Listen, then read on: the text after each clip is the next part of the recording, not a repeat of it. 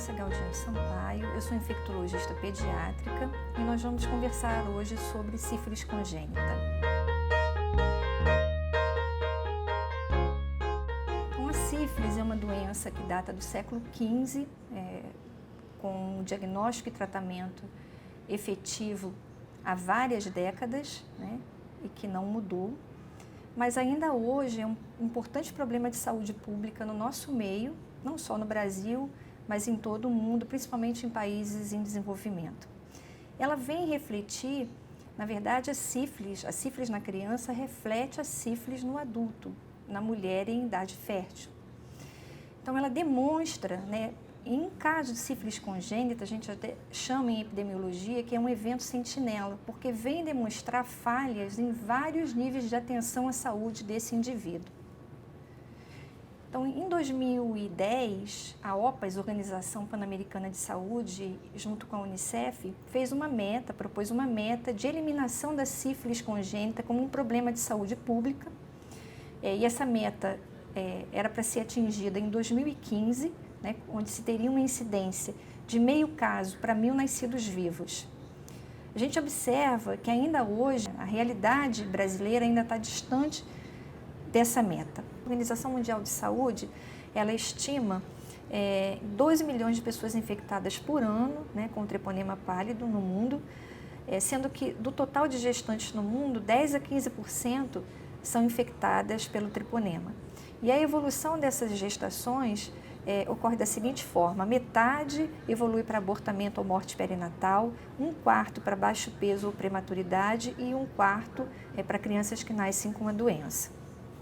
Em 2010, a Organização Pan-Americana de Saúde, junto com a Unicef, propôs uma meta de eliminação da sífilis congênita como um problema de saúde pública a ser atingida em 2015, tolerando uma incidência de meio caso para 1.000 nascidos vivos. Mas pelas taxas que eu vou apresentar, nós observamos que a nossa realidade, a realidade do nosso país, ainda está muito distante dessa proposta sugerida pela Organização Pan-Americana de Saúde. Então, em 2004, a taxa de incidência foi de 1,7 casos para 1.000 nascidos vivos e em 2015 foi de 6,5 casos para 1.000 nascidos vivos. A taxa de mortalidade infantil por sífilis também aumentou, passou de 2,4 em 2005 para 7,4 por 100.000 nascidos vivos em 2015. Em relação à transmissão vertical, a doença ela ocorre em qualquer idade gestacional. Anteriormente, acreditava-se que só ocorresse a doença se a gestante se infectasse a partir da 16ª semana de gestação. Entretanto, estudos mostraram em frutos de abortamento terapêutico a presença do treponema entre a 9ª e a 11ª semana. A transmissão também ocorre em todos os estágios da doença da mãe, sendo o maior risco nas fases iniciais, porque tem muita carga de treponema no sangue materno. Então, quanto maior a carga de treponema, maior a chance de transmissão. E isso acontece principalmente nos primeiros 4 anos da doença na mãe. A transmissão ocorre basicamente por disseminação do treponema, disseminação hematogênica do treponema no organismo materno, através depois infecta a placenta, faz uma placentite e aí infecta os tecidos fetais também. Pode ocorrer também a infecção das membranas fetais e a partir daí o líquido amniótico e a partir daí o organismo do concepto.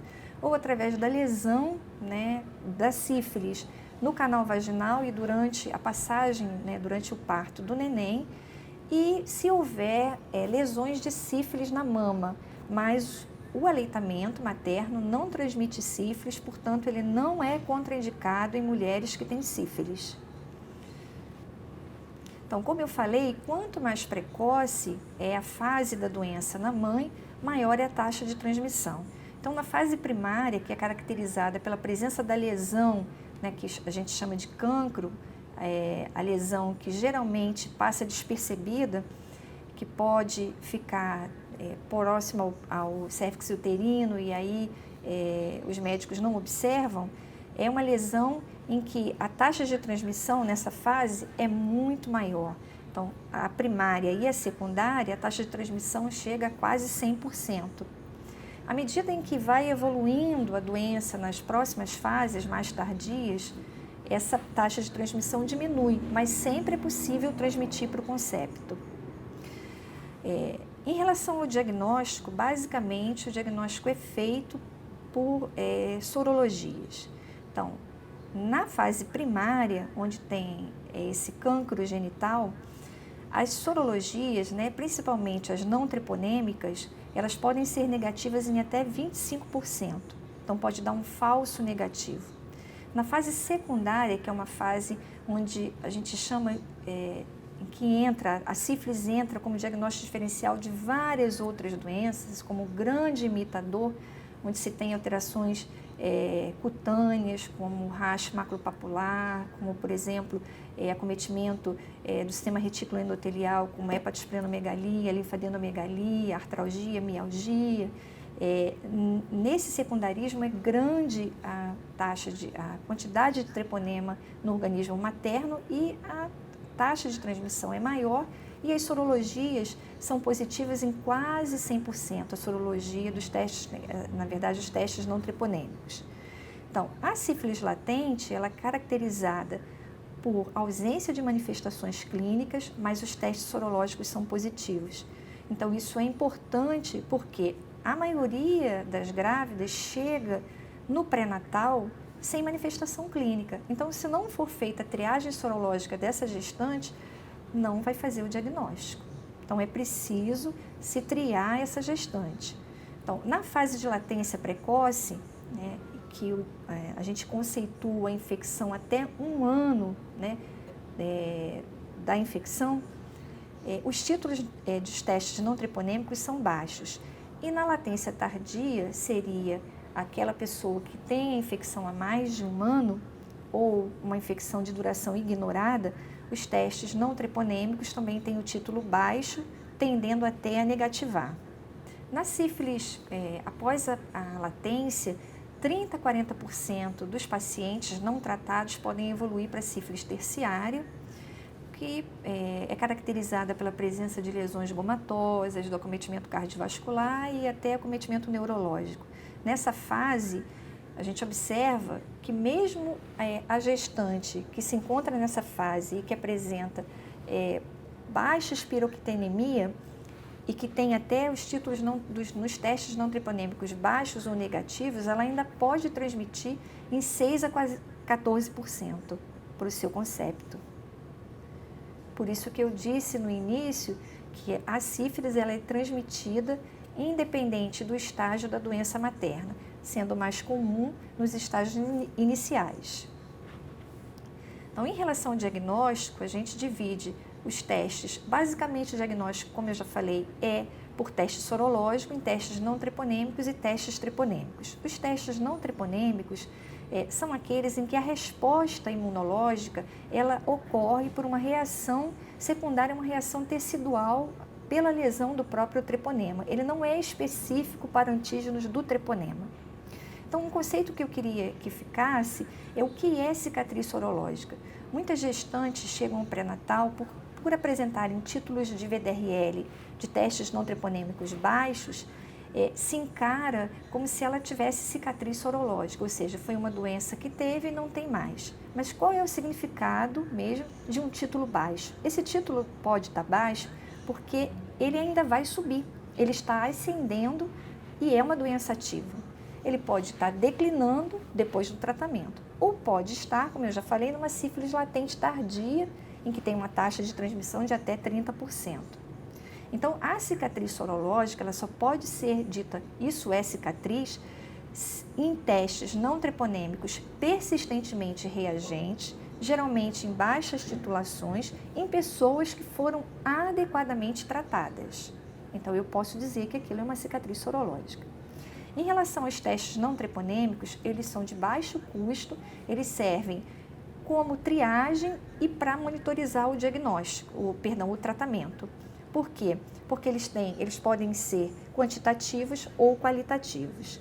Em relação aos testes treponêmicos, que são mais sensíveis e específicos, porque a resposta imunológica é para antígenos específicos a antígenos do treponema, eles são confirmatórios dos testes não treponêmicos reativos, mas eles permanecem indefinidamente, na maioria das vezes, positiva mesmo após o tratamento. Então, ele não diferencia uma infecção passada de uma infecção ativa. Hoje, o Ministério da Saúde tem preconizado que quando as gestantes cheguem ao pré-natal, que realizem os testes rápidos, que são testes treponêmicos e que de fácil execução, não precisa ter um aparato laboratorial importante para fazer esse teste, uma pessoa treinada pode fazer e o resultado sai entre 10 a 15 minutos.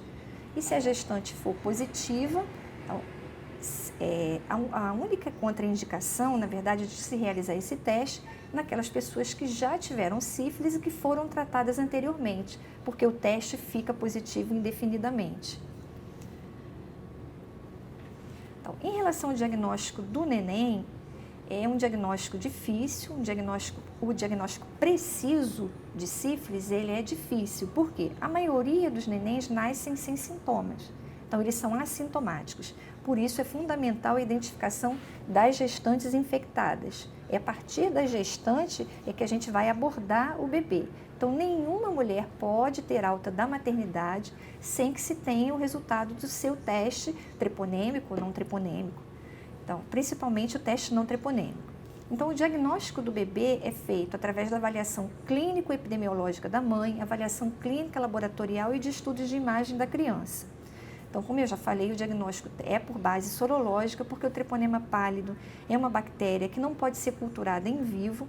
A visualização direta dessa bactéria requer material de lesão, e nem sempre se tem a lesão, né? Ou seja, através de anticorpos fluorescentes, ou através da microscopia de campo escuro, que é muito feito na fase primária, e pela técnica, né, da reação em cadeia de polimerase, que ainda não é amplamente avaliada na prática clínica.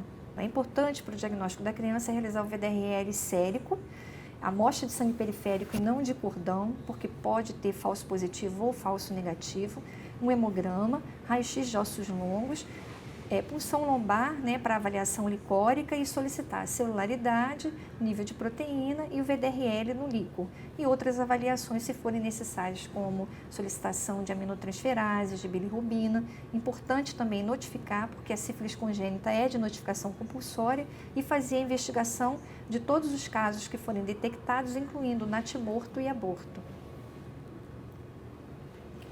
Então, no diagnóstico do bebê, ao longo dos anos foram realizando testes para ver para dosar a IgM.